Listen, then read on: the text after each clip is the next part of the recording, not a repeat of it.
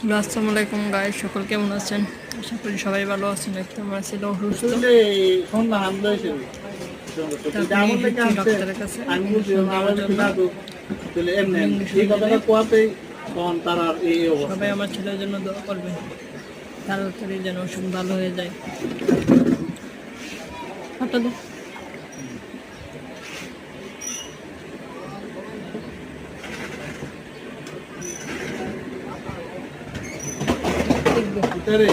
মশলা দিলাম, ছেলে অনেক স্ট্রং, কোনো কান্নাকাটি করে না।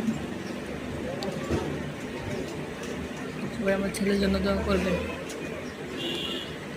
তাড়াতাড়ি আমার ছেলে সুস্থ হয়ে যায়।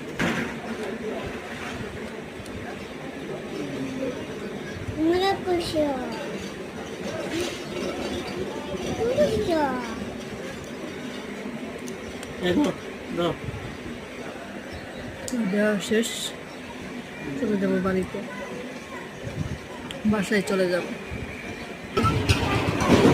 দেওয়া শেষ হবে।